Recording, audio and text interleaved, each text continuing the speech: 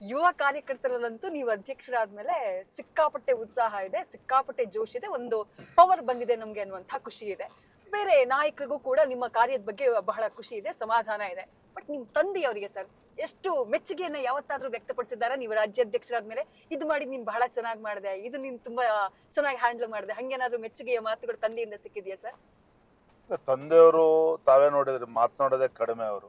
ಹಾ ಆದ್ರೆ ನನ್ನ ಹತ್ರ ನೇರವಾಗಿ ಏನು ಕೂಡ ಎಕ್ಸ್ಪ್ರೆಸ್ ಮಾಡೋದಿಲ್ಲ. ಆದ್ರೆ ಬೇರೆ ಪಕ್ಷದ ಮುಖಂಡರ ಜೊತೆ ಅವ್ರ ಸಂತೋಷನ ವ್ಯಕ್ತಪಡಿಸ್ತಾರೆ. ತಂದೆಯವ್ರ ಒಂದು ಸ್ವಭಾವ ಅಂತ ಹೇಳಿದ್ರೆ, ಹಾ ಯಾರು ಕಷ್ಟ ಪಡ್ತಾರೆ, ಯಾರು ಹೆಚ್ಚು ಶ್ರಮವನ್ನ ಹಾಕ್ತಾರೆ, ಅದು ಮಗ ವಿಜೇಂದ್ರ ಅಂತಲ್ಲ, ಯಾರೇ ಮಾಡಿದ್ರು ಸಹ ಅದನ್ನ ಮೆಚ್ಕೊಳ್ತಾರೆ.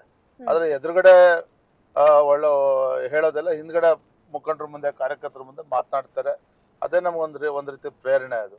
ಆದ್ರೆ ಒಂದು ತಂದೆಯವರು ಕೂಡ ವಿಶ್ವಾಸ ಇದೆ, ಯಾಕಂದ್ರೆ ಅವರು ಕೂಡ ನನ್ನನ್ನ ಕಳೆದ 8-10 ವರ್ಷ ನೋಡ್ತಾ ಇದ್ದಾರೆ. ನಾನು ಇಡ್ತಕ್ಕಂಥ ಹೆಜ್ಜೆ, ನಾನು ಮಾತನಾಡ್ತಕ್ಕಂಥದ್ದು. ಯಾಕಂದ್ರೆ ನನ್ಗೆ ಬಹಳ ಜನ ಹೇಳಿದ್ದಾರೆ, ನಾನು ಇತ್ತೀಚೆಗೆ ರಾಜಕಾರಣಕ್ಕೆ ಬಂದಿದ್ರು ಸಹ ನಾನು ಯಾವ್ದು ಕೂಡ ಮಾಧ್ಯಮದ ಮುಂದೆ ತಗಲಾಕೊಳ್ಳೋದಿಲ್ಲ.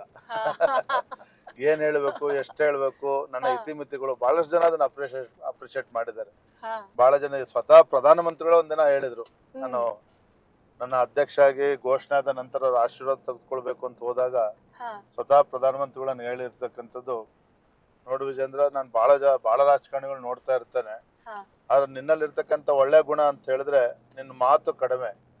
ಅದನ್ನ ಬಹಳ ಜನಕ್ಕೆ ಅದ ರಾಜಕಾರಣಿಗಳು ಬರೋದಿಲ್ಲ, ಅದನ್ನ ಉಳಿಸ್ಕೊಂಡು ಬೆಳೆಸ್ಕೊಂಡು ಹೋಗುವ ಒಂದು ಕಿವಿಮಾತನ್ನು ಕೂಡ ಸ್ವತಃ ಪ್ರಧಾನಮಂತ್ರಿಗಳು ಹೇಳಿರ್ತಕ್ಕಂಥದ್ದು.